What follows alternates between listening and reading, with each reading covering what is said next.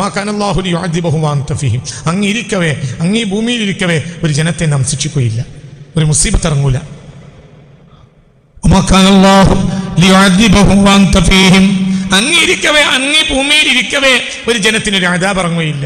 മുഹമ്മദ് മുസ്തഫ സല്ലല്ലാഹു അലൈഹി വസല്ലം ജീവിച്ചിരിക്കവേ ഈ ഭൂമിയിൽ. അപ്പോൾ ലോകത്തിന് ഒരു വ്യക്തിക്കും അങ്ങനെ തന്നെയാണ്. ആ ഒരു വ്യക്തിയിലുണ്ടെങ്കിൽ വയലുമോ അന്നഫിക്കും റസൂലല്ലാഹ്, നിങ്ങൾ റസൂൽ ഉണ്ടായാൽ നിങ്ങൾക്ക് ഒരു അംഗീകാരം, ഒരു സുരക്ഷിതത്വം. നിങ്ങളുടെ ഉള്ളിൽ റസൂൽ ഉണ്ടായാൽ നിങ്ങൾക്ക് ഒരു അംഗീകാരം. അപ്പൊ റസൂൽ എന്ന് പറഞ്ഞാൽ എന്താ? ഏതൊരു വ്യക്തിക്കുള്ളൊരു അംഗീകാരമാണ്. റസൂൽ ഒരാളിലുണ്ടെങ്കിൽ അയാൾക്ക് ഒന്നും സംഭവിക്കൂല. ശത്രു അധികരിച്ചാൽ തിന്മണ്ടാവും, ശത്രു ഉണ്ടായിട്ടില്ലെങ്കിലും തിന്മണ്ടാവും. യൂറോപ്പിനെ സംബന്ധിച്ചിടത്തോളം ഇന്ന് ശത്രു ഇല്ല. ഏത് ശത്രു ഇല്ല? യൂറോപ്പ് ആക്രമിക്കുന്ന ശത്രു ഉണ്ട്, യൂറോപ്പിനെ അടക്കിയിരുത്തുന്ന ഒരു ശത്രു ഇല്ല. അപ്പോൾ ദഫ്ഇ നടക്കുന്നില്ല, പ്രതിരോധം. അതുകൊണ്ട് യൂറോപ്പ് ഇന്നൊരു തിന്മയാണ്. അത് കൊണ്ടുവന്ന എല്ലാം തിന്മയാണ്. അലോപ്പതി ഒരു തിന്മയാണ്, മോഡേൺ എഡ്യൂക്കേഷൻ ഒരു തിന്മയാണ്, അവിശ്വസനീയമായ തിന്മയാണ്. മോഡേൺ എഡ്യൂക്കേഷൻ വിശ്വസിക്കാൻ കഴിയില്ല. അതിന് അതിൻ്റെതായ രീതികൾ. എന്താ അതിന്റെ രീതി? ഒന്ന് പണം, ഒന്ന് രാഷ്ട്രീയം, ഒന്ന് സുഖം. ഇതല്ലാത്ത ഒന്നും യൂറോപ്പിന്റെ അജണ്ടയിലില്ല. അതുകൊണ്ട് മനുഷ്യരാശി ഒന്നടങ്കം ഇന്ന് തകർന്നു കിടക്കുക.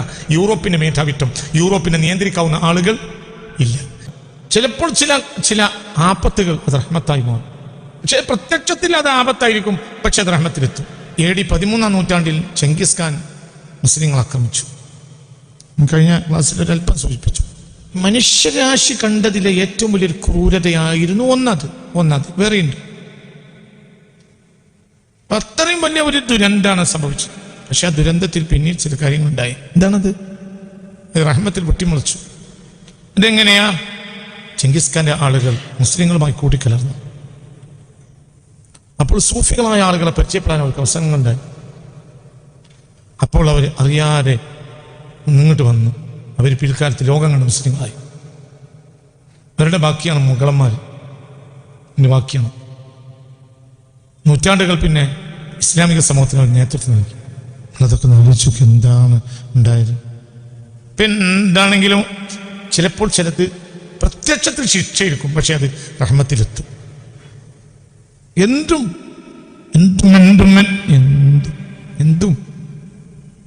ഈ റഹ്മത്തിനെ പറ്റിയുള്ള പഠനം പോലും വലിയ പഠനം നടക്കേണ്ടതെന്ന് ഞാൻ മനസ്സിലാക്കും. ഭയങ്കര പഠനം നടക്കേണ്ട ഒരു വിഷയമാണ് റഹ്മത്ത്. അതായത് നമ്മൾ റഹ്മത്തല്ല എന്ന് വിചാരിച്ചത് പോലും റഹ്മത്തായിരിക്കും. അപ്പൊ ഈ പ്രപഞ്ചം റഹ്മത്താണ്, പ്രപഞ്ചത്തിന്റെ ഓരോന്നും റഹ്മത്താണ്. പ്രപഞ്ചത്തിന് അല്ലാഹു എന്ത് നൽകിയാലും അത് റഹ്മത്താണ്. ആ പേരിലാണ് മുഹമ്മദ് മുസ്തഫയെ പരിചയപ്പെടുത്തുന്നത്. അതുകൊണ്ട് മുഹമ്മദ് മുസ്തഫ ലോകത്തിന്റെ റഹ്മത്താണ്, ലോകത്തിന്റെ ഒരു കിരീടമാണ് മുഹമ്മദ് മുസ്തഫ സല്ലല്ലാഹു അലൈഹി വസല്ലം. വമാ അർസൽനാക ഇല്ലാ റഹ്മത്തൻ ലിൽ ആലമീൻ. പ്രപഞ്ചത്തിന് ഒരു റഹ്മത്താണ് മുഹമ്മദ് മുസ്തഫ. അതുകൊണ്ട് തന്നെ പ്രപഞ്ചത്തിന് ഒരു കിരീടമാണ്. അല്ലാഹു തആലക്ക് ഇനി അല്ലാഹു സുബ്ഹാനഹു വ തആല ഒരാൾക്ക് ഒരു കിരീടം വെച്ചു കൊടുക്കാൻ തീരുമാനിച്ചു, അത് റഹ്മത്തല്ലേ? മക്കൾക്ക് ദീൻ പഠിപ്പിച്ചാൽ മാപ്പാക്കും ഉമ്മാക്കും പരലോകത്ത് അല്ലാഹു സുബ്ഹാനഹു യുളഉലുമാത്ത് താജുൽ കറാമ അവർക്ക് മഹത്വത്തിന്റെ കിരീടം വെച്ചു കൊടുക്കും എന്ന് മുഹമ്മദ് മുസ്തഫ. കിരീടം എന്താ? അംഗീകാരല്ലേ? അംഗീകാരം എന്താ? റഹ്മത്ത്. വമാ അർസൽനാക ഇല്ലാ റഹ്മത്തൻ ലിൽ ആലമീൻ. അപ്പൊ ഈ അല്ലാഹു സുബ്ഹാനഹു വ തആലയുടെ ഒരു റഹ്മത്തിന്റെ കേന്ദ്രമാണ് മുഹമ്മദ് മുസ്തഫ. റഹ്മത്ത് എന്നത് പഠിച്ചാൽ തീരും. ഭയങ്കര പഠിച്ചാൽ തീരാത്ത ഒരു വിഷയമാണ് റഹ്മത്ത്. അതുകൊണ്ടായിരിക്കും ഫാത്തിഹയിൽ അതിനെ 4 തവണ പറഞ്ഞു. ബിസ്മിൽ 2, പിന്നെ അർ-റഹ്മാൻ റഹീം എന്നതിൽ 2, 4 വട്ടം. അള്ളാഹു എന്ന വാക്ക് പോലും, പരിശുദ്ധ ഇസ്മുൽ ആലം പോലും ഫാത്തിഹയിൽ 2 വട്ടാണ്. എന്നാൽ റഹ്മത്ത് 4 വട്ടം. ഒരാൾ ബിസ്മി അംഗീകരിക്കൂല, അല്ല അൽഹംദുലില്ലാ മുതലേ ഫാത്തിഹ അംഗീകരിക്കുള്ളെങ്കിലോ അപ്പോഴും ഇത് അയാൾ അംഗീകരിക്കേണ്ടി വരും. എങ്കിൽ അയാൾക്ക് അള്ളാഹ് എന്നുള്ള ജലാലത്തിന്റെ ഇസ്മ പരിശുദ്ധ ഫാത്തിഹയിൽ 1 വട്ടാണ്, അപ്പോഴും റഹ്മത്ത് 2 വട്ടം. എന്താ ഇനി ഒരാൾ സുന്നി അല്ലാത്ത ഒരാളാണ്, ഞാൻ ബിസ്മി അംഗീകരിക്കൂല, ഞാൻ അൽഹംദുലില്ലാ മുതലേ ഫാത്തിഹ അംഗീകരിക്കും, ആയിക്കോട്ടെ. എന്നാൽ എന്ത് പറയേണ്ടി വരും? അള്ളാഹ് എന്നുള്ള പരിശുദ്ധ ഇസ്മുൽ ആലം ഫാത്തിഹയിൽ 1 വട്ടവും റഹ്മത്ത് 2 വട്ടവും. എല്ലാം ഭയങ്കര. അതാണ് റസൂലുള്ളാഹിക്ക് അല്ലാഹു പേര് കൊടുത്തത്. നമ്മിൽ നിന്നുള്ള റഹ്മത്ത് കൊണ്ട് താങ്കൾ ഇറങ്ങിക്കോളൂ എന്ന് പറഞ്ഞു സയ്യിദുനാ നൂഹിനോട് അലൈഹിസ്സലാം. നമ്മുടെ റഹ്മത്ത് കൊണ്ട് ഇറങ്ങിക്കോളൂ എന്ന് പറഞ്ഞു. എന്നാൽ ഹബീബ നബിയോ? ഹബീബ നബി റഹ്മത്ത് തന്നെയാണ്. വമാ അർസൽനാക ഇല്ലാ റഹ്മത്തൻ ലിൽ ആലമീൻ. അപ്പോൾ അല്ലാഹു സുബ്ഹാനഹു വ തആല ഈ പ്രപഞ്ചത്തിന് നൽകുന്ന ഒരു സമൂഹന സമ്മാനമാണത്. അതുകൊണ്ടും ഹബീബ നബിയെ റഹ്മത്ത് എന്ന് പറയാം. മുത്ത് മുഹമ്മദ് മുസ്തഫ ഇമാം സുയൂത്തി റളിയല്ലാഹു അൻഹു തൻ്റെ ഖസായിസുൽ കുബ്രയിൽ രേഖപ്പെടുത്തിയ ഹദീസിൽ കാണാം, ഹബീബ നബിയെ പരിചയപ്പെടുത്തുന്നിടത്ത് കാണാം മുസ്തഫ നബി സല്ലല്ലാഹു അലൈഹി വസല്ലം ഹബീബ നബി പറ്റി അല്ലാഹു പറഞ്ഞത് വമാ അർസൽനാക ഇല്ലാ റഹ്മത്തൻ ലിൽ ആലമീൻ. അങ്ങ് ലോകത്തിന് അനുഗ്രഹമായിട്ടല്ലാതെ അങ്ങേ നാം അയച്ചിട്ടില്ല. ഹബീബാൻ മുത്ത് മുഹമ്മദ് മുസ്തഫ ഇന്നല്ലാഹ ബഅസനി റഹ്മത്തൻ ലിൽ ആലമീൻ. ലോകത്തിന് മുഴുവൻ റഹ്മത്തായിട്ടാണ് അള്ളാഹു എന്നെ അയച്ചതെന്ന് മുഹമ്മദ് മുസ്തഫ സല്ലല്ലാഹു അലൈഹി വസല്ലം. ബഹുമാനപ്പെട്ട അംഫാലിൻ്റെ ആയത്ത് കാണാം, വമാ കാന അല്ലാഹു ലിയുഅദിബഹും വഅൻത ഫീഹിം. നബിയെ അങ്ങിരിക്കവേ ഒരു ജനതയെ അള്ളാഹു തആല ശിക്ഷിക്കുകയില്ല. അപ്പോൾ നബി എന്ന് പറഞ്ഞാൽ എല്ലാവർക്കും ഒരു റഹ്മത്താണ്. നബി എന്നത് ഒരാൾക്ക് അംഗീകാരം. നബി ഒരാളിലുണ്ടായാൽ അയാൾക്കതൊരു അംഗീകാരം, അയാൾക്കത് മഹത്വ. ഒരു വ്യക്തിയിൽ നബി ഉണ്ടാകിൽ ആ വ്യക്തിയുടെ ഒരു കറാമത്താണ്. കറാമത്ത് എന്നാൽ അതൊരു കിരീട. ഏതൊരു കറാമത്തും ഒരു അംഗീകാരമാണ്. മനസ്സിലായില്ലേ? ലോകത്തിന് അനുഗ്രഹമാണ് മുഹമ്മദ് മുസ്തഫ. ലോകത്തിനൊരു അംഗീകാരം, ലോകത്തിന് സുരക്ഷിതത്വ. വമാ കാന അല്ലാഹു ലിയുഅദിബഹും വഅൻത ഫീഹിം. അങ്ങിരിക്കവേ, അങ്ങീ ഭൂമിയിലിരിക്കവേ ഒരു ജനത്തെ നാം ശിക്ഷിക്കുകയില്ല, ഒരു മുസീബത്ത് ഇറങ്ങൂല.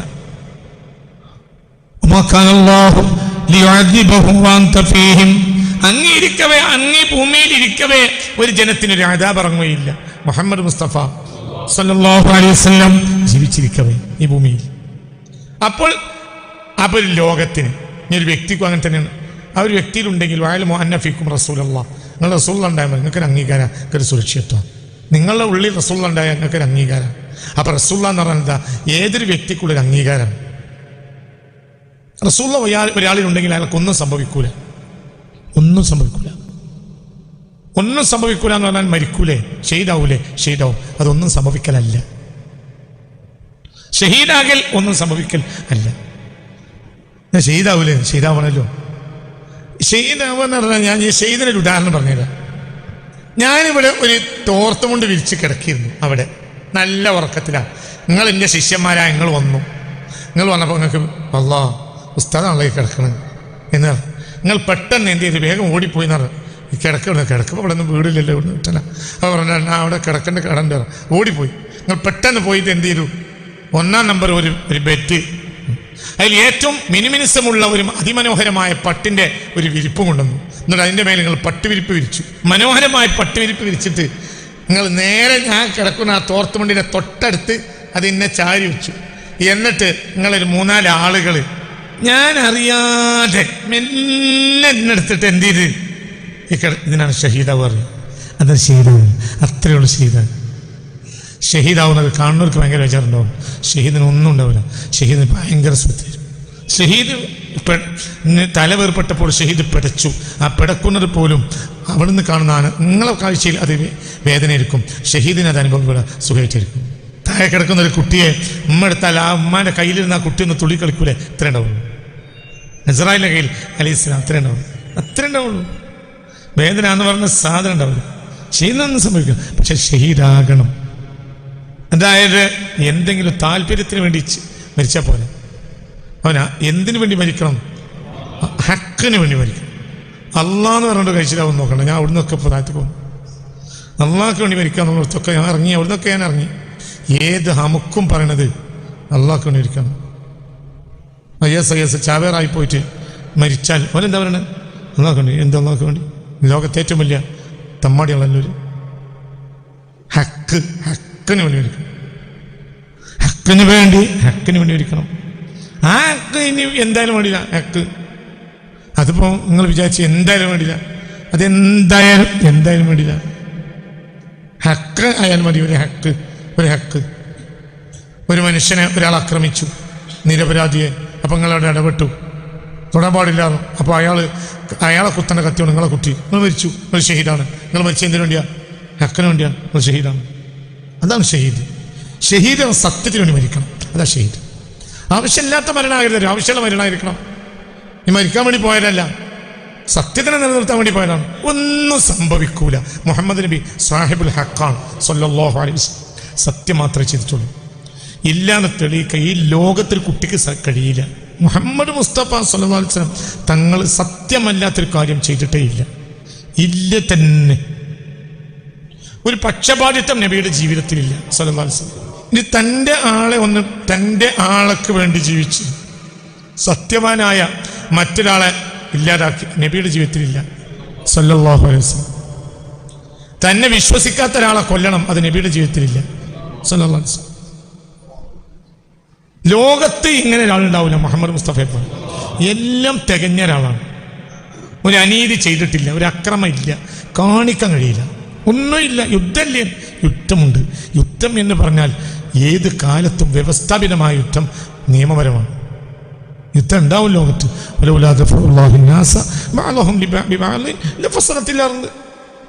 ചിലരെ കൊണ്ട് പ്രതിരോധിച്ചിട്ടില്ലെങ്കിൽ ലോകം ഫസാദിലാവും.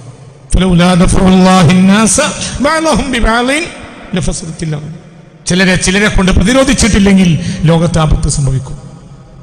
അപ്പോൾ ചിലരെ കൊണ്ട് ഇങ്ങനെ പ്രതിരോധിക്കും. അല്ലെങ്കിൽ മനുഷ്യന്മാർക്ക് ജീവിക്കണ്ടേ? ചില ആളുകൾ മുട്ടാളമായി വളരും, പ്രതിരോധിക്കാൻ ആളില്ലാതെ. ലോകത്ത് നടന്ന 2 തിന്മകൾ ഞാൻ പറഞ്ഞുതരാം. ലോകത്ത് നടന്ന 2 തിന്മകൾ ഞങ്ങൾക്ക്. ഒന്ന് മെറ്റീരിയലിസം, അതൊരു തിന്മയാണ്. അതാണ് ഇന്ന് യൂറോപ്പിൻ്റെ ഭാഷ, അതാണ് യൂറോപ്പിൻ്റെ റിലീജൻ. അല്ലാതെ യൂറോപ്പ് എന്ന് പറഞ്ഞാൽ ഒരു മതം യൂറോപ്പിൽ ഇപ്പം ഇല്ല. ഞാൻ വ്യക്തമായി എൻ്റെ കണക്ക് നിരുത്തും പിന്നീട്. യൂറോപ്പിൽ ഇപ്പോൾ മതമില്ല. യൂറോപ്പിലുള്ളത് മെറ്റീരിയൽസാണ്. അതായത് ലാഭേച്ഛുക്കളായ ജനങ്ങൾ ലാഭത്തിന് വേണ്ടി ജീവിക്കുക, മരിക്കുക. അല്ലാതെ ഒരു ആദർശം ഇന്ന് യൂറോപ്പിനില്ല. അപ്പോൾ യൂറോപ്പിൻ്റെ അവസ്ഥ എന്തായി? യൂറോപ്പിൻ്റെ കയ്യിൽ പണവുമുണ്ട്, ടെക്നോളജിയുമുണ്ട്, ആയുധവുമുണ്ട്, ശക്തിയുണ്ട്. ഇത് 4 യൂറോപ്പിൻ്റെ കയ്യിലുണ്ടായപ്പോൾ യൂറോപ്പിന് ശത്രു ഉണ്ടായില്ല. ഇന്ന് യൂറോപ്പിന് ശത്രു ഇല്ല. അതുകൊണ്ട് യൂറോപ്പിന് തിന്മയല്ലാത്തൊന്നും ഇപ്പം പുറത്തു വരണില്ല. അപ്പോൾ ദിഫ നടക്കണില്ല. നല്ല വിദ്യാഭ്യാസമുള്ള ആളുകൾ നിങ്ങളെ കൂട്ടത്തിലുണ്ടാവും. അത് ചിന്തിക്കണം. ഞാനീ പറഞ്ഞത് യൂറോപ്പിനെ വളരെ ചിന്തിക്കണം. ഞാൻ എൻ്റെ ആയുസ്സിൽ വായിച്ചു കൂട്ടിയ പുസ്തകങ്ങൾക്ക് കാര്യം കണക്കുമില്ല. അതെന്തിനായിരുന്നു ഞാൻ വായിച്ചതെന്ന് എനിക്കറിയില്ല, ഇപ്പം അറിയുന്നുണ്ട്. അതുകൊണ്ട് റബ്ബ് ചില കാര്യം ഉദ്ദേശിച്ചിട്ടുണ്ട്. യൂറോപ്പിൽ ഇന്ന് മതമില്ല. എന്നാൽ യൂറോപ്പിൽ മതം ഉണ്ടാവുമായിരുന്നു. പക്ഷെ യൂറോപ്പിൽ മതം ഇല്ലാത്ത എന്തുകൊണ്ടെന്നാൽ യൂറോപ്പിന് ശത്രു ഇല്ല. ഒരു കറക്റ്റ് ചെയ്യാൻ ആളില്ല. ശത്രു നമ്മളെ എപ്പോഴും കറക്റ്റ് ചെയ്യും. അതാണ് അവിടെ അതുകൊണ്ട് ഉദ്ദേശിക്കുന്നത്, അല്ലാത്ത കേവലമുള്ള അദാവത്തല്ല. ഇന്ന് യൂറോപ്പിന്റെ അവസ്ഥ, യൂറോപ്പ് ഒതുക്കാത്ത ഒരു ശത്രു യൂറോപ്പിനില്ല. അതുകൊണ്ട് ലോകത്ത് വൻ തിന്മയാണ് ഇപ്പം നടന്നുകൊണ്ടിരിക്കുന്നത്. ലോകത്ത് ഇന്നീ കാണുമൊക്കെ മെറ്റീരിയൽസാണ്, എല്ലാം മെറ്റീരിയൽസാണ്. മതം എന്നൊരു സാധനം ഇന്ന് ലോകത്ത് ഇല്ല.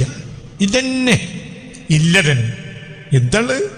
ഒരു കുട്ടിയെ ഒരു ദിവസം പാഠശാലയിലേക്ക് കുട്ടിയാൽ അത്രയും കുട്ടി വടക്കാവും, 2 ദിവസം വിട്ടാൽ അത്രയും വടക്കാവും. പക്ഷേ ഈ വടക്കാകൽ ഇന്നത്തെ സാഹചര്യത്തിൽ അനിവാര്യത നിർവാഹമില്ല. വിദ്യാഭ്യാസം മൊത്തം ഒരു വെസ്റ്റേൺ ഓറിയന്റഡ് എഡ്യൂക്കേഷൻ. ഇപ്പോൾ അവർക്ക് ആവശ്യമുള്ള രൂപത്തിലാണ് ഇപ്പോൾ പഠിപ്പിക്കുന്നത്. ഇനി അവർക്ക് വേറെ ആവശ്യം വന്നാൽ വേറെ കുറച്ച് പഠിപ്പിക്കും. ആദം നബി അലൈഹി സ്വലാത്തു വസ്സലാം ഭൂമിയിൽ വന്നത് മുതൽ 1917 വരെ മനുഷ്യന്മാർക്ക് രോഗം ഉണ്ടായിട്ടുണ്ട്, മരുന്നുണ്ടായിട്ടുണ്ട്. മരുന്നോ ഈ ഭൂമിയിലുണ്ട്.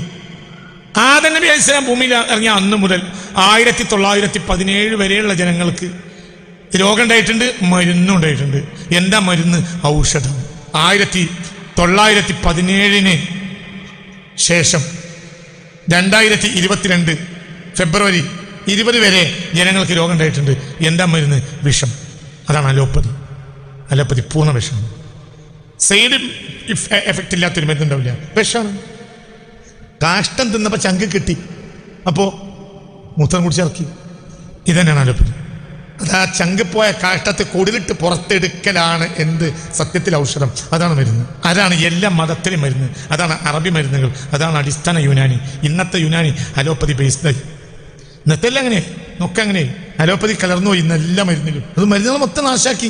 ആയുർവേദം ചരകസൂത്രത്തിൽ നിന്നുണ്ടായതാണ്. ചരകൻ നബിയാണെന്ന് പോലും സംശയിക്കണം. വലിയാണെന്ന കാര്യത്തിൽ തർക്കമില്ല. ചരകൻ വലിയാണ്. എന്തുകൊണ്ട്? ചരകനോട് ചെടി പറഞ്ഞു കൊടുത്തതാണ് ചരകൻ എഴുതി ചേർത്ത്. ചെടി, ഞാൻ ഓരോ ചെടിയുടെ അടുത്ത് ചെല്ലുമ്പോൾ ചരകനോട് ചെടി പറയാം എന്ത്, എൻ്റെ ഉള്ളിൽ ഇന്നാലിന ഔഷധമുണ്ട്. അത് ചരകൻ ചെടിയുടെ അടുത്ത് ചെവിട് വെച്ച് എഴുതിച്ചതാണ് ചരകസൂത്രം. അതിന്നാണ് ആയുർവേദം ഉണ്ടായത്. നമ്മൾ ഈ മഹർഷിമാരെന്നൊക്കെ പറയുമ്പോൾ എല്ലാവരും തള്ളണ്ട.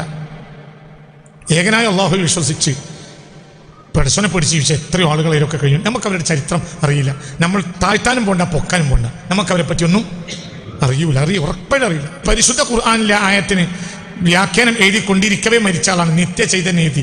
പൊക്കാനും താഴ്ത്താനും പോണ്ട, നമുക്കറിയൂല. അദ്ദേഹത്തിൻ്റെ ശിഷ്യനായ ഷൗക്കത്ത് എഴുതിയ ഒരു പുസ്തകം, കുറേ പുസ്തകങ്ങൾ യതിയുമായി ബന്ധപ്പെട്ട. രാത്രി ഇരുന്നിട്ട് നേരം വിളിക്കുന്നവരെ, നിലാവുള്ള രാത്രികളിൽ പുറത്തിറങ്ങി ആശ്രമത്തിന് പുറത്ത് നേരം വിളിക്കുന്നവരെ നിലാവത്ത് നോക്കി ഇരുന്നിരുന്നു ഈ മനുഷ്യൻ. ഇതൊക്കെ മനുഷ്യനെ പ്രേരിപ്പിക്കുന്ന ഒരു ഘടകമുണ്ടല്ലോ. അള്ളാഹിൻ്റെ സൗന്ദര്യങ്ങളല്ലേ, റബ്ബിൻ്റെ സൗന്ദര്യമല്ലേ കാണൊക്കെ. റബ്ബിൻ്റെ സൃഷ്ടിയിലെ റബ്ബ് വെച്ചിട്ടുള്ള സൗന്ദര്യം ആസ്വദിച്ചിരിക്കുന്ന ഒരു മനുഷ്യൻ്റെ മനസ്സിൽ എന്താണ് ആർക്കറിയും? നമുക്ക് എന്താ അറിയും? സ്വീകരിക്കണം എന്നും തിരസ്കരിക്കണം എന്ന് ഞാൻ പറയല്ല, അറിയൂല എന്ന് പറയാൻ. ഇന്നത്തെ കാലത്തോളം അങ്ങനെയാണെങ്കിൽ പണ്ടത്തെ അവസ്ഥ എന്താ?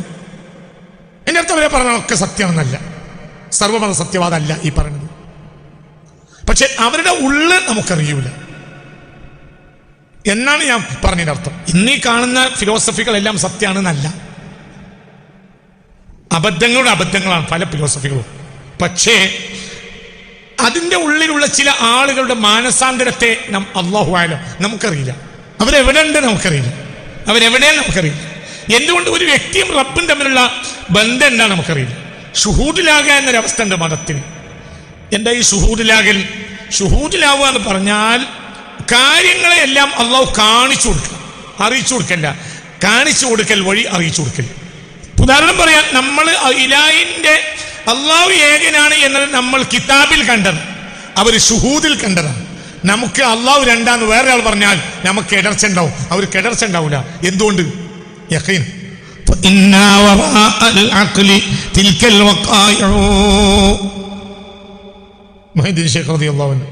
അള്ളാഹിന്റെ കാര്യങ്ങൾ പുസ്തകത്തിൽ നിന്ന് തിരിയില്ല. ഏകദേശ കാര്യങ്ങൾ, എല്ലാ കാര്യങ്ങളും അഖ്ലിന് പുറത്താണ്, ബുദ്ധി കൊണ്ട് ആലോചിച്ച് കിട്ടൂല. ഷുഹൂദ തിരിച്ചുവരി. ചിലപ്പോൾ ലോകത്ത് യുദ്ധം നടക്കണം. ഇന്ന് നടക്കുന്ന യുദ്ധത്തിനെ പറ്റിയല്ല ഞാൻ പറഞ്ഞത്. യുദ്ധം അനിവാര്യമായ സന്ദർഭമുണ്ട്, ശത്രു ഉണ്ടാകേണ്ടതും ഉണ്ട്. എന്തുകൊണ്ട്? ശത്രു ഇല്ലെങ്കിൽ തിന്മണ്ടാവും. ശത്രു അധികരിച്ചാലും തിന്മണ്ടാവും, ശത്രു ഇല്ലെങ്കിലും തിന്മണ്ടാവും. കൂട്ടുമുട്ടാത്തത് എന്തുകൊണ്ടാണ്? ഗോളങ്ങൾ കൂട്ടിമുട്ടാത്തത് എന്തുകൊണ്ടാണ്? ഗോളങ്ങൾക്ക് പരസ്പര ആകർഷണമുണ്ട്, അപ്പോൾ കൂട്ടിമുട്ടല്ലേ വേണ്ട. അതേ സമയത്ത് വികർഷണമുണ്ട്. അതുകൊണ്ട് ഒരു ഗോളം പൊസിഷൻ തെറ്റൂല. വികർഷണമായിരുന്നെങ്കിൽ ഗോളത്തിനകന്നു, ആകർഷണമായിരുന്നെങ്കിൽ ഗോളത്തിൽ കൂട്ടിമുട്ടും ചെയ്യും. ഒരു നിശ്ചിത പരിധി വരെ ഏതൊന്നിന് ആകർഷണ വികർഷണങ്ങൾ അള്ളാഹു നിശ്ചയിച്ചിട്ടുണ്ടോ കൂട്ടിമുട്ടൂല. ഒരേ സമയത്ത് ആകർഷണമുണ്ട്, അതേ സമയത്ത് വികർഷണമുണ്ട്. ഇതന്നെയാണ് എല്ലാ കാര്യത്തിലും. ശത്രു അധികരിച്ചാൽ തിന്മണ്ടാവും, ശത്രു ഉണ്ടായിട്ടില്ലെങ്കിലും തിന്മണ്ടാവും. യൂറോപ്പിനെ സംബന്ധിച്ചിടത്തോളം ഇന്ന് ശത്രു ഇല്ല. ഏത് ശത്രു ഇല്ല? യൂറോപ്പ് ആക്രമിക്കുന്ന ശത്രുണ്ട്, യൂറോപ്പിനെ അടക്കിയിരുത്തുന്ന ഒരു ശത്രു ഇല്ല. അപ്പോൾ ദഫ്ഇ നടക്കുന്നില്ല, പ്രതിരോധം. അതുകൊണ്ട് യൂറോപ്പ് ഇന്നൊരു തിന്മയാണ്. അത് കൊണ്ടുവന്ന എല്ലാം തിന്മയാണ്. അലോപ്പതി ഒരു തിന്മയാണ്, മോഡേൺ എഡ്യൂക്കേഷൻ ഒരു തിന്മയാണ്, അവിശ്വസനീയമായ തിന്മയാണ്. മോഡേൺ എഡ്യൂക്കേഷൻ വിശ്വസിക്കാൻ കഴിയില്ല. അതിന് അതിൻ്റെതായ രീതികൾ. എന്താ അതിൻ്റെ രീതി? ഒന്ന് പണം, ഒന്ന് രാഷ്ട്രീയം, ഒന്ന് സുഖം. ഇതല്ലാത്ത ഒന്നും യൂറോപ്പിന്റെ അജണ്ടയിലില്ല. അതുകൊണ്ട് മനുഷ്യരാശി ഒന്നടങ്കം ഇന്ന് തകർന്നു കിടക്കുക. യൂറോപ്പിന്റെ മേധാവിത്വം, യൂറോപ്പിനെ നിയന്ത്രിക്കാവുന്ന ആളുകൾ ഇല്ല. ഇതെന്തിന് തെളിവായിട്ടപ്പ പറയുന്നത്? ഇതെന്തിന് തെളിവായിട്ടാണ് ഞാൻ അവിടെ പറഞ്ഞത്? മുഹമ്മദ് മുസ്തഫ യുദ്ധം ചെയ്തിട്ടുണ്ട് എന്നതിന് തെളിവായിട്ടാണ് പറഞ്ഞത്. നബി റഹ്മത്തല്ലേ, നബിയുടെ റഹ്മത്തിന്റെ കിരീടം പറഞ്ഞുകൊണ്ടാണ് പറഞ്ഞത്. അപ്പൊ യുദ്ധം ചെയ്തിട്ടില്ലേ? യുദ്ധം അനിവാര്യമാണ്. യുദ്ധം നിയാമികമായാൽ, നിയമപരമായിട്ടാണെങ്കിൽ യുദ്ധം എന്താണ്? അനിവാര്യമാണ്. ഇന്ന് ലോകത്ത് യുദ്ധമില്ല, അക്രമങ്ങളേ ഉള്ളൂ. അതായത് വലിയ ശക്തികൾ ചെറിയ രാജ്യങ്ങളെ, ഇറാഖിൽ നടന്ന യുദ്ധമാണോ അക്രമമാണോ? അക്രമം. എന്തെങ്ങനെ? അതെ, ഒരു നിയമം, എന്ത് നിയമം? ഒരുവരെ ആക്രമിക്കാം, എന്തും ചെയ്യാം. അതെങ്ങനെ യുദ്ധമാണ്? യുദ്ധമാണെങ്കിൽ കെടാ ശക്തിയാവും. അവർ നിയമം, കൃത്യമായ നിയമത്തിന്റെ പേര് ചെയ്യണം. ഇതാണ് യുദ്ധം. ഇതെങ്ങനെ ഇറാഖിനെ ആക്രമിച്ചെങ്ങനെ യുദ്ധമാണ്? ഇപ്പോൾ സൗദി അടക്കം, അമേരിക്കയിൽ സൗദി അടക്കമുള്ള ആളുകൾ യമനിൽ കൊന്നൊടുക്കുന്നു. പത്രത്തിൽ യുദ്ധം എന്ന് പറയുന്നു. ഇതെന്തല്ല? ഇതെങ്ങനെയാണ് വിഡ്ഢികളെ യുദ്ധമാണ്? അക്രമല്ലേ? സിറിയ ലക്ഷോപലക്ഷം ജനങ്ങളെ കൊന്നൊടുക്കുന്നു, പത്രത്തിൽ യുദ്ധം എന്ന് വരുന്നു. അതെന്തല്ല? അതെങ്ങനെയാണ് യുദ്ധമാവുക? അക്രമല്ലേ? ഇന്ന് മനുഷ്യൻ എന്തില്ല? നിയമമല്ല. പണ്ട് നിയമങ്ങളുണ്ട്. പണ്ടൊരു രാജാവ് ഒരു രാജ്യത്ത് കയറിയാൽ തോൽക്കുമ്പോഴത്തിന് കൊടി താഴ്ത്തും. കൊടി താഴ്ത്തിയാൽ പിന്നെ ഒരു ചെയ്യൂലെന്ന് മാത്രമല്ല, പേച്ചോർക്ക് ചെയ്യും. നിയമം അനുസരിക്കുന്ന രാജാക്കന്മാർ. കൊള്ളക്കാരെ പറ്റി ഇവിടെ പറഞ്ഞിട്ടില്ല. കൊള്ളക്കാർ പണ്ടുണ്ട് യുദ്ധത്തിന്റെ പേര് ചെങ്കിസ് ഖാനെ പോലെ. അവരവരുടെ കൊടി താഴ്ത്തി കെട്ടിയാൽ പിന്നെ അവർ എന്ത് ചെയ്യൂല? യുദ്ധം ചെയ്യും. കൊടി താഴ്ത്തി കെട്ടണ്ട. ആ ഭാഗത്തുനിന്ന് ഒരു വെള്ള കുപ്പായമോ മറ്റോ ഒരു കോലിലാക്കിയിട്ട് ഇങ്ങനെ ആട്ടിയാൽ മതി. പിന്നെ എന്താവൂല? അതിനർത്ഥം എന്താ? ഞങ്ങൾ സമാധാനത്തിനേ ഉള്ളൂ, ഞങ്ങൾ ഇനി എന്തിനില്ല? യുദ്ധത്തിനില്ല. ഇതാണ് ഇന്ന് ലോകത്ത് യൂറോപ്പ് നടത്തുന്ന മൊത്താക്രമങ്ങളോടാണ്. ഇത് പറയാൻ ഈ ഭൂമി ഇപ്പൊ ആളില്ല. ഒരു പത്രം ഇത് എഴുതൂല, ഒരു ലേഖനത്തിൽ എഴുതൂല. എന്തുകൊണ്ട് എഴുതൂല? അവർ പേടി എല്ലാത്തിനും. ഒരു ഹക്കേ ഉണ്ടാവുള്ളൂ, അതിൽ ബാത്തിലുണ്ടാവില്ല. അത് ബാപ്പാക്കെതിരാണെങ്കിലും ഹക്ക തന്നെയാണ്. ബാപ്പാപ്പനെ. പക്ഷെ നിങ്ങൾ ചണ്ടിത്തരം ചണ്ടിത്തരം അത് ചണ്ടിത്തരം തന്നെയാണ്. ഷാഫി മാമനും അനഫി മാമനും ഒക്കെ പേ പറ്റില്ല എന്നപ്പോൾ ഇന്നലെ ഒരാൾ മെസ്സേജ് അയച്ചു. ഷാഫി മാമനും അനഫി മാമനും പേ പറ്റി നമ്പിച്ചോ? നിങ്ങളിപ്പോൾ എന്തുണ്ടായത്? എന്തിനുണ്ടായത്? ഷാഫി മാമിന്റെ സുബഹിസ്കാരത്തിന് 1 മിനിറ്റും കൂടി കൂടും, ഹനഫി മാമിന് 1 മിനിറ്റ് കുറയും. ഷാഫി മാമിന്റെ സുബഹിസ്കാരം 1 മിനിറ്റ് കൂടി, ഹനഫി മാമിന്റെ സുബഹിസ്കാരം 1 മിനിറ്റ് കുറഞ്ഞു. ഇനി തിരിച്ച് ഹനഫി മാമിന്റെ ഉളു 1 മിനിറ്റ് കൂടി, ഷാഫി മാമിന്റെ ഉളു 1 മിനിറ്റ് കുറഞ്ഞു. ഇത്രയല്ലേ ഉള്ളൂ. ഹനഫി മാമിന് തല മുഴുവനാണ് തടയണം, റുബ ഖദറെങ്കിലും തടയണം. ഹനഫി മാമിന് ഷാഫി മാമിന് തോണ്ടിയാൽ മതി. ഇത്രയല്ലേ ഉള്ളൂ. മുഹമ്മദ് അബ്ദുൽ വഹാബിന് പേവച്ചപ്പോൾ എന്റെ പോയിച്ച് ലക്ഷക്കണക്കായ ആളുകളെ തല പോയില്ലടോ. ഇപ്പൊ കുറച്ച് ആളുകൾ പുതിയതായിട്ട് രംഗത്ത് ഇറങ്ങിയിട്ടുണ്ട്. എന്താ പറയുന്നത്? അതൊക്കെ ഇപ്പൊ ഇമാമിങ്ങൾക്ക് തെറ്റുപറ്റില്ലേ? ഇമാമിങ്ങൾക്ക് തെറ്റുപറ്റില്ല. ഇപ്പൊ എന്ത് പറ്റിയത്? ഇമാമിങ്ങൾക്ക് തെറ്റ് പറ്റിയതിനൊക്കെ എന്നിട്ട് എന്തുണ്ടായത്? ഹനഫി ഇമാമിന്റെ ഉദു കൊടുത്താൽ കുറച്ചും കൂടി തലക്ക് തണുപ്പുണ്ടാവും. ഷാഫി ഇമാമിന്റെ കുനൂത്തോടിയാൽ ഒന്നുകൂടി മനസ്സിനും തണുപ്പുണ്ടാവും. തരല്ലുള്ളൂ. ഹനഫി ഇമാമിന് കുനൂത്തില്ല, ഷാഫി ഇമാമിന് കുനൂത്തുണ്ട്. ആയിക്കോട്ടെ. പക്ഷേ ഹനഫി ഇമാമിന് ഉദു കുറച്ച് കൂടും, ഷാഫി ഇമാമിന് ഉദു കുറവാ. രീതി അല്ലാതെ അസലില്ലായ്മല്ല. അതായത് തല തടയേണ്ടത് ഇങ്ങനെ തോണ്ടിയാൽ മതി. ആർക്ക്? ഷാഫി ഇമാമിന് ഇങ്ങനെ തടയണം. ആർക്ക്? ഹനഫി ഇമാമിന് നല്ല തണുപ്പിട്ടു തലക്ക്. ഷാഫി ഇമാമയോ? ഷാഫി ഇമാമിന്റെ നിസ്കാരത്തിൽ കൂടിയാൽ എന്തുണ്ടായി? 1 മിനിറ്റ് നേരെ പോകും, എന്നാലും മനസ്സ് നല്ല തണുപ്പാ. ഭീമൻ അതായിട്ട് ഒരു മയമാക്കുണ്ടായിരുന്നു ഇവിടെ അരീക്കോട്. അവിടെ പള്ളി സുന്നി മുജാഹിദ് തർക്കമുണ്ടായപ്പോൾ കോടതിക്ക് കേസ് വിളിച്ചു. മയമാക്കായിരുന്നു അന്ന് പള്ളിക്കാരനൂർ. ജഡ്ജിന്റെ അടുത്ത് കേസിന് ഇയാളാണ് പള്ളിന്റെ കാരണൂർ. ഇയാളെ കൂട്ടുമ കയറ്റി. അപ്പൊ എന്താണ് നിങ്ങളും ആബിയോളും തമ്മിലുള്ള തർക്കം എന്താണ് ചോദിച്ചു. മയമാക്കാരന് ഞങ്ങൾ കുനൂത്ത് വേണമെന്നും ഒരു കുനൂത്ത് വേണ്ടെന്ന് പറഞ്ഞ കൂട്ടരാണ്. ഏതോ ഒരു ഭാർഗവ നേരാണ് എന്ത് ആദ്യമായിട്ട് കേൾക്കാണ്. എന്ത് കുനൂത്ത് വേണ്ട, കുനൂത്ത് വേണ്ട, കുനൂത്ത് വേണം. ഞങ്ങൾ പറഞ്ഞ കുനൂത്ത് വേണമെന്നാണ്, അവർ പറയണ കുനൂത്ത് വേണ്ടത്. അരീക്കോട്ടത്തെ പള്ളിന്റെ കാര്യത്തിൽ അഭി പറയണത്. നമ്മക്ക് മരിച്ചു, അള്ളാഹു തആല പുറത്തു കൊടുക്കട്ടെ. നല്ല മനുഷ്യനാണ്, നല്ല സാലിയ മനുഷ്യനാണ്, നല്ല മനുഷ്യൻ. ഭയമല്ല, വിവരമൊന്നുമില്ല. പക്ഷെ ഇങ്ങനത്തെ ഒപ്പായികൾ അറിയും. എന്താണ് നിങ്ങളും വഹാബികളും തമ്മിലുള്ള തർക്കം? എന്താ പ്രശ്നം? എന്താ നിങ്ങൾക്ക് ഉള്ള പ്രശ്നം ചോദിച്ചാൽ പറഞ്ഞു ഞങ്ങൾക്ക് കുനൂത്ത് വേണമെന്ന് പറയുന്നവരാണ്, ഒരു കുനൂത്ത് വേണ്ട പറഞ്ഞവരാണ്. അപ്പൊ എന്താണ് കുനൂത്ത് വേണം കുനൂത്ത് വേണ്ട എന്താണെന്ന് ചോദിച്ചു. അപ്പൊ മയമാക്ക കൂട്ടുമ്പോ തന്നെ ഇല്ലേ അല്ലാഹു മഹ്ദിനി ബിമൻ ഹദൈത് വഅഫിനി ബിമൻ അഫൈത് വതവല്ലനി ബിമൻ തവല്ലൈത് വബാരിക് ലി ഫീമാ അതൈത് എന്നൊക്കെ പറയലാണ് കുനൂത്ത്. അത് പറ്റില്ല എന്ന് പറയലാണ് ഓല പണിയാ. അപ്പൊ ജഡ്ജി ചോദിച്ചു അതിന്റെ മലയാളം എന്ന് പറയുന്നതാണ്. അപ്പൊ മയമാക്കറിഞ്ഞു അല്ലാഹുവേ ഞങ്ങളെ നിർമാർഗത്തിലാക്കണമേ, അല്ലാഹുവേ ഞങ്ങൾക്ക് സൗഖ്യം നൽകണമേ, അല്ലാഹുവേ ഞങ്ങളെ ഏറ്റെടുക്കണമേ, അല്ലാഹുവേ ഞങ്ങൾക്ക് അനുഗ്രഹം തരണമേ എന്നാണ്. അപ്പൊ ചോദിച്ചു ഇത് ആരണോ വേണ്ട, ഇതിനല്ലാതെ എന്തിനാണോ പള്ളിയിൽ വരണേ? അവരെ പുറത്തായിക്കളെ. പള്ളിയിൽ ദൈവത്തോട് അനുഗ്രഹം തരണേ, സൗഖ്യം തരണേ, ദൈവമേ ഞങ്ങളെ ഏറ്റെടുക്കണേ, ഞങ്ങളെ നിർമ്മാർഗത്തിലാക്കണമേ, ഇത് പറയാനല്ലേടോ പള്ളിയിൽ വരുന്നത്. ഇത് പറ്റൂല. ഇവനെ എന്തിനാണോ പള്ളിയിൽ വരുന്നത്? പുറത്തായിക്കളെ പറയാ. ഷാഫി മാമ അനഫി മാമിലെ വ്യത്യാസത്തിലേ ഉള്ളൂ. ഷാഫി മാമ അനഫി മാമിന് തലക്ക് തണുപ്പ് കൂടും, ഷാഫി മാമിന് മനസ്സിന് തണുപ്പും. ബസ് ആര് തലയും കയ്യും കാലും ഒന്നും പോയിട്ടില്ല, ഒരു രോമ വരെ പോയിട്ടില്ല. ഇയാൾ അങ്ങനെയല്ല. ഇയാൾ ഭൂമിയിലെ കോടാനക്കോടി മനുഷ്യരെ കഫറാക്കി. അതിന്റെ പേരിൽ ലക്ഷക്കണക്കിന് കോടിക്കണക്കിന് ജനങ്ങളെ കൊലപ്പെടുത്തി. അതെന്തുകൊണ്ടാണ് ഇപ്പൊ എന്ന് പറഞ്ഞതുപോലെ യൂറോപ്പിന്റെ തെറ്റ് എന്ന് പറഞ്ഞാൽ ചെറിയ തെറ്റല്ല. യൂറോപ്പ് ചരിത്രത്തെ നശിപ്പിച്ചിരിക്കുക. മനുഷ്യരാശിക്ക് ഇനി ഒരു പുതിയ ആളിലൂടെ അല്ലാതെ ഒരു എണീറ്റിക്കാൻ കഴിയില്ല. അല്ലാതെ ഒന്നും ചെയ്യാൻ കഴിയില്ല കേട്ടോ. ഈ ഭൂമിയിൽ ഇനി ഒന്നും ചെയ്യാൻ കഴിയില്ല. ഒരു പുതിയ ഒരു ആള് വരണം. ആ ആൾക്കല്ലാതെ വ്യവസ്ഥയെ മാറ്റാൻ കഴിയില്ല. കഴിയുന്നല്ല. യൂറോപ്പ് യുദ്ധം ചെയ്യുന്നതല്ല. യൂറോപ്പ് ചെയ്യുന്ന മൊത്തം എന്താണ്? അക്രമമാണ്. എന്തുകൊണ്ട് അക്രമം ചെയ്യുന്നു? എന്തില്ല? ഒരു ശത്രുവില്ല, ഒരു തുല്യ ശത്രുവില്ല. കമ്മ്യൂണിസം ലോകത്തെ ചതിക്കും ചെയ്തു. കമ്മ്യൂണിസം 20-ാം നൂറ്റാണ്ടിന്റെ തുടക്കത്തിൽ ലോകത്ത് വന്നപ്പോൾ ജനം മനസ്സിലാക്കിയത് ക്യാപിറ്റലിസത്തിന് പകരവുന്ന ആയില്ല. ജനങ്ങളെ മുഴുവനാണ് കൂട്ടിക്കൊണ്ടുപോയിട്ട് ക്യാപിറ്റലിസത്തിന്റെ അമ്മിന്റെ ചോട്ടിലുണ്ടാക്കി കൊടുത്തു. അതാണ് 1990 സംഭവിച്ചത്. അതാണ് ഗ്ലാസ്നോസ്റ്റ് പെരിസ്ട്രോയിക്ക. അതോടുകൂടെ കമ്മ്യൂണിസം എന്ന് പറഞ്ഞാൽ കൂട്ടിക്കൊടുപ്പുകാരാ. ആരുടെ? മുതലാളിത്തത്തിന്റെ. ഇത് ഭൂമിയിൽ എവിടെയും കമ്മ്യൂണിസം നിലനിൽക്കുന്നില്ല. കേരളത്തിലുള്ള ഇതൊന്നും കമ്മ്യൂണിസം അല്ല, മുതലാളിത്തത്തിന്റെ വകഭേദമാണ്. ഇതൊന്നും കമ്മ്യൂണിസം അല്ല. ഇന്ന് കമ്മ്യൂണിസം എന്നൊരു സാധനം മുതലാളിത്തത്തിന്റെ വകഭേദ ലോകത്ത്. അപ്പൊ എന്തുണ്ടായി? തുല്യ ശക്തി ഇല്ല. അതിന്റെ ഇടയിൽ ഒരു ചെറിയ മാറ്റം ഉണ്ടായിരുന്നു. എന്ത്? കോൾഡ് വാർ നടന്നു. കോൾഡ് വാർ വരുന്നത് രണ്ടാം ലോക മഹായുദ്ധത്തിന് ശേഷം 1946 ശേഷം 1990 വരെയാണ് കോൾഡ് വാർ, ശീതയുദ്ധം. റഷ്യയും അമേരിക്കയും, ക്യാപിറ്റലിസവും കമ്മ്യൂണിസം. അന്നും എന്തുണ്ടായിരുന്നു അറിയോ? കുറച്ചൊക്കെ മനുഷ്യന്മാർക്ക് ഒരു നാട്ടിൽ അമേരിക്കയിൽ പ്രശ്നം ഉണ്ടാക്കുമ്പോഴത്തേന് അവിടെ ആര് വരും? റഷ്യ വരും. അപ്പൊ അമേരിക്ക ലേശം ബാക്ക് വെക്കും. അന്നും മനുഷ്യന്മാർക്ക് മനസ്സിലായി, ചില നാട്ടിൽ അങ്ങനെയാണല്ലോ, തുല്യ ശക്തിയായ രണ്ട് മുതലാളിമാർ ഉണ്ടെങ്കിൽ നാട്ടുകാർക്ക് മല്ലാർക്കും ജീവിച്ചു പോകാം. ഇതാണ് ഇന്ന് ആഗോള തലത്തിൽ പറ്റി രണ്ടാമത്തെ വഹാബിസം. വഹാബിസം ലോകത്ത് ഇതുപോലത്തെ ഒരു സാധനമാണ്. അതായത് അവർ മർമ്മപ്പെട്ട കേന്ദ്രത്തിൽ അധികാരത്തിൽ കയറി, പണവും എല്ലാ ശക്തിയും, പിന്നെ ലോകത്തെ മഹാശക്തിയുടെ പിന്തുണ ഉണ്ടായപ്പോൾ അവർക്കെതിരെ ചെറുവിരൽ അനക്കാൻ പറ്റിയ ഒരു ശക്തി ലോകത്ത് ഉണ്ടായില്ല. അതുകൊണ്ട് ഇസ്ലാം എന്ന പേരിൽ ഈ കഴിഞ്ഞ ഒരു നൂറ്റാണ്ട് കാലം ലോകത്ത് പ്രചരിച്ച് ഒന്നും എന്തല്ല, ഇസ്ലാം അല്ല, വഹാബിസം. രണ്ട് കാര്യത്തെ പണ്ഡിതന്മാർ പേടിച്ചു. ഒന്ന്, തല പോകുമെന്ന്. അപ്പൊ എല്ലാവർക്കും മക്കത്ത് പോകാൻ പോയി. എല്ലാവർക്കും മക്കത്തേക്ക് അങ്ങനെ എല്ലാവരും വരണ്ടെന്നുള്ള പറഞ്ഞ വരെ മനസ്സിലാക്കിയില്ല. മക്കത്ത് കല്യാണമല്ല, എല്ലാവരും അങ്ങനെ മക്കത്ത് വരണ്ട. മനിസ്തത്താൻ ഇല്ല സബീല, നല്ല സൗകര്യം ഉണ്ടെങ്കിൽ വന്നാൽ മതി നല്ല തന്നെ പറഞ്ഞു. മക്കത്ത് എന്ത് ബുദ്ധിമുട്ടിയാൽ നിങ്ങൾ വരണം എന്നുള്ള പറഞ്ഞു. ഹക്കിന് വേണ്ടി മുക്കത്ത് പോകലാണ്. ഹക്കില്ലാതെ മക്കത്ത് പോയി നിൽക്കാനുള്ളത് എന്റെ ആണോ? അല്ലേ? ഒരു ഹക്കിന് വേണ്ടി മുക്കത്തേക്ക് പോകലാണ്.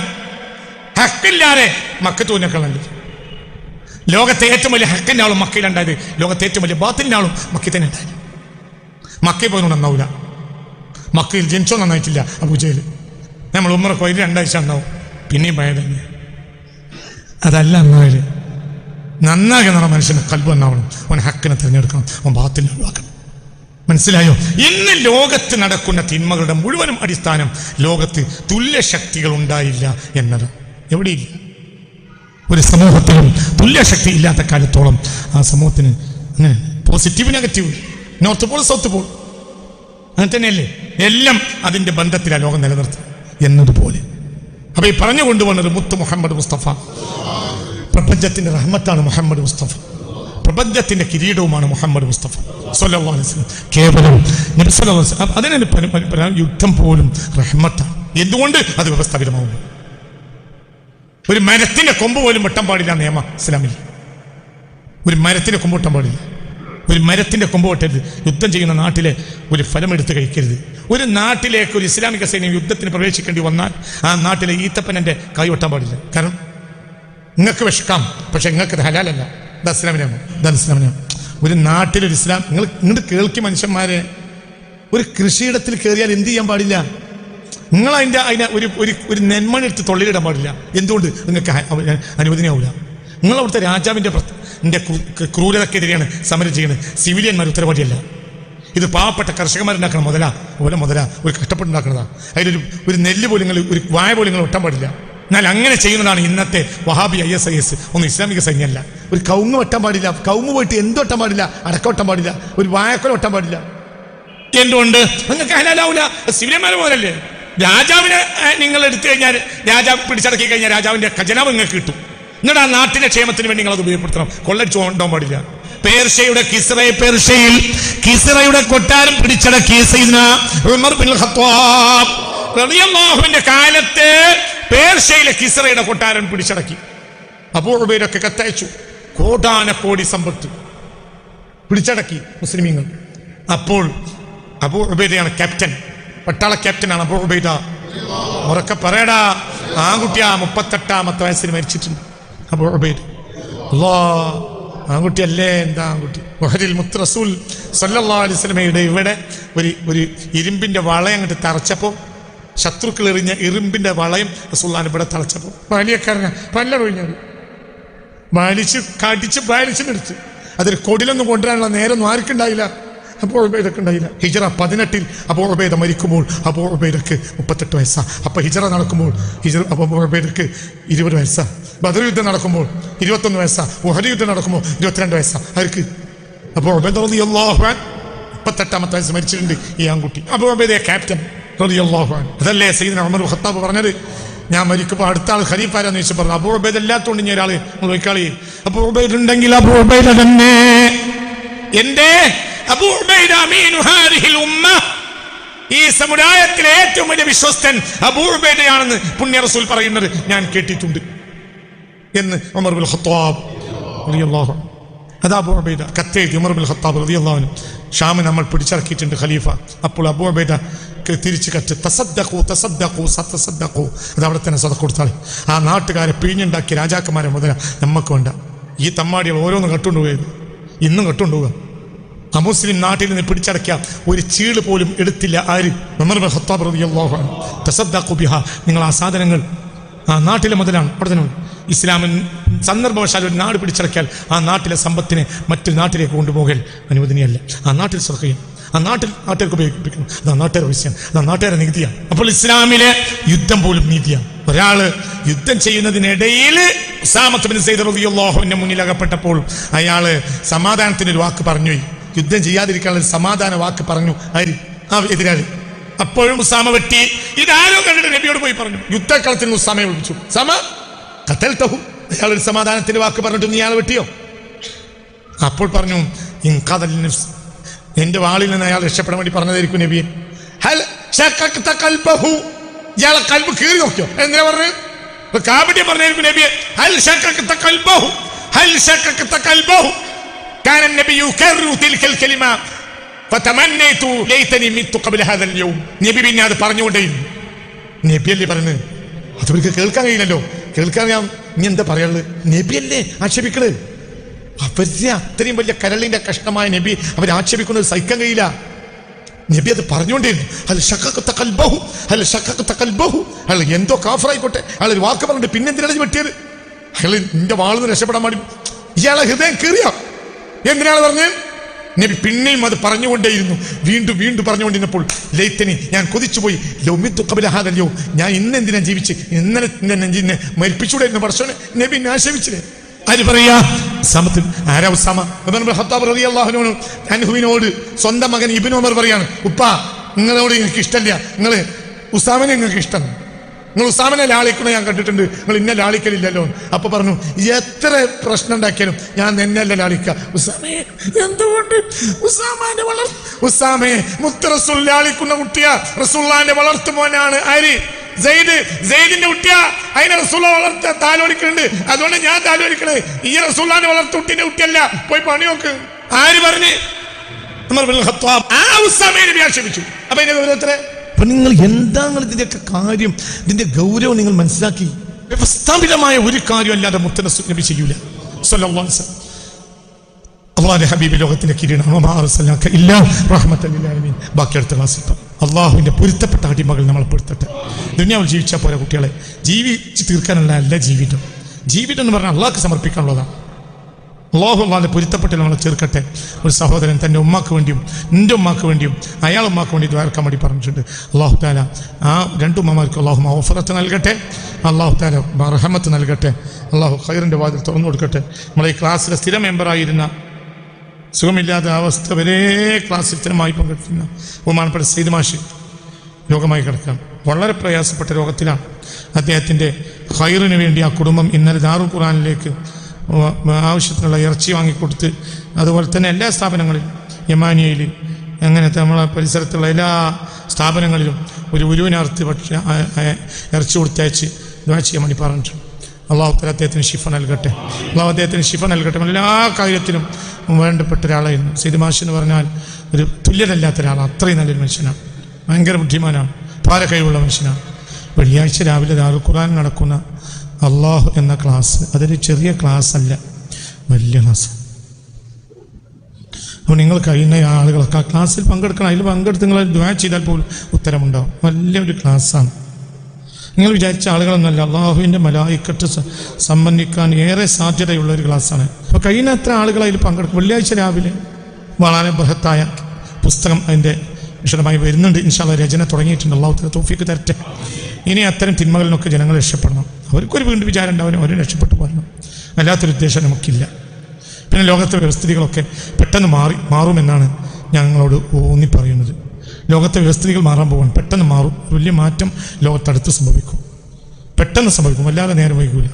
ആ മാറ്റം എന്താണെങ്കിലും കുറച്ച് ബുദ്ധിമുട്ടിയാലും മുസ്ലിം ലോകത്തിന് സന്തോഷിക്കാനുള്ള മാറ്റമായിരിക്കും.